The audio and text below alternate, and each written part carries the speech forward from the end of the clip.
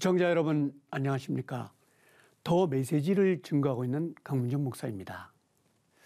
오늘은 정말 귀한 창세기 1장 1절 말씀으로 함께 하겠습니다.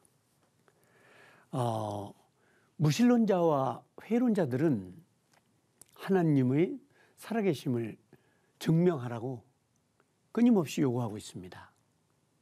우리가 복음을 전하다 보면 하나님이 어디 계시냐, 하나님을 보여달라고 이렇게 도전하는 사람들이 많은데, 가장 쉬운 것은 하나님이 살아계시다라부터 시작하는 것이 가장 현명한데, 사람들은 끊임없이 이렇게 도전하죠.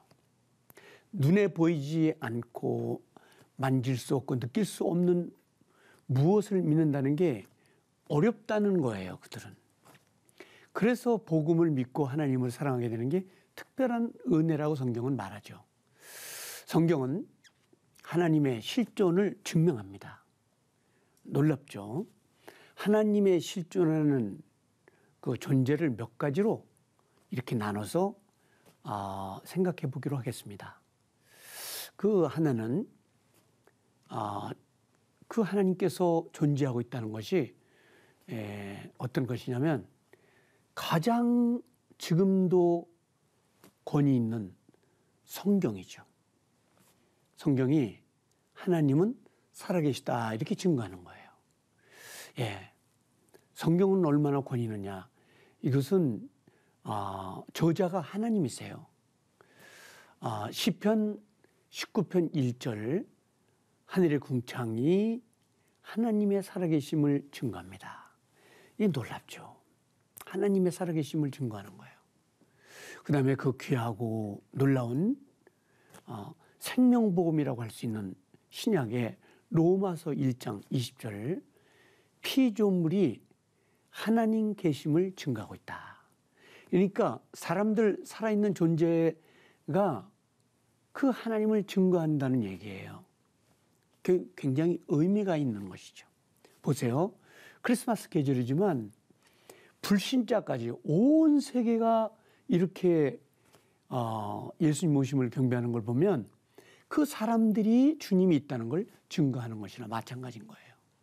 자, 두 번째, 사람의 양심이 하나님의 계심을 증거하고 있는 거예요.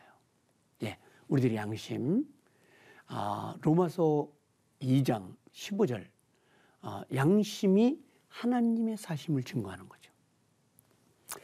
정말인 것 같아요. 신앙이 없더라도 그 양심의 소리가 하나님의 계심을 늘 두들기는 거예요. 사도행전 17장 23절에 하나님이 그렇게 말씀하셨어요. 모든 사람은 양심을 가지고 있으며 양심의 소리는 곧 하나님의 음성이 된다는 것입니다. 그렇기 때문에 아무리 악한 사람이라고 할지라도 죄를 지면은 그 양심이 호소를 해요. 그리고 하나님의 살아계심을 이제 간접적으로 나타내는 것이라는 것이죠. 굉장히 놀라운 말씀을 성경은 하고 계세요. 그 다음에 이제 세 번째 원인으로는 어떤 것이냐면 원인론으로 증거한다는 거예요. 우주적 입장 세 개가 있습니다. 태양과 동물과 있습니다. 사람이 있습니다. 시계가 하나 있다면 그 시계를 만든 사람이 있는 것이죠. 궁극적으로 하나님께서 인간을 창조하신 게 맞아요. 자, 오늘 짧은 메시지지만 이것을 보면서 하나님의 존재를 우리가 거부할 수가 없는 것이죠. 네 번째, 신비한 설계로부터 증거하시는 거예요. 신비한 설계. 만든 분이 있을 거 아니에요.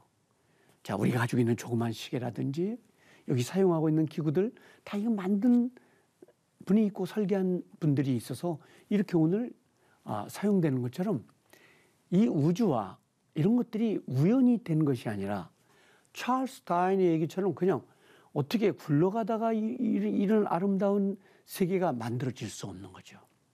이 우주가 이토록 신비하고 오묘하다는 것은 우주를 반드시 설계한 분이 계세요. 그분의 이름이 전능하신 하나님이시죠. 그래서 인생은 이 하나님의 존재를 피해갈 수 없습니다. 끝으로 도덕적 증거가 있다는 것입니다. 창세기 1장 26절부터 27절, 시편 94편 9절 보면 인간이 도덕적인 존재로 창조했다는 것을 알 수가 있습니다. 따라서 이 짧은 메시지를 통해서 하나님이 존재한다는 것을 말씀하셨습니다. 그 하나님이 오늘도 우주를 통치하시고 지금도 살아서 역사하시는 분이시죠. 지금까지 더 메시지 강문정 목사였습니다.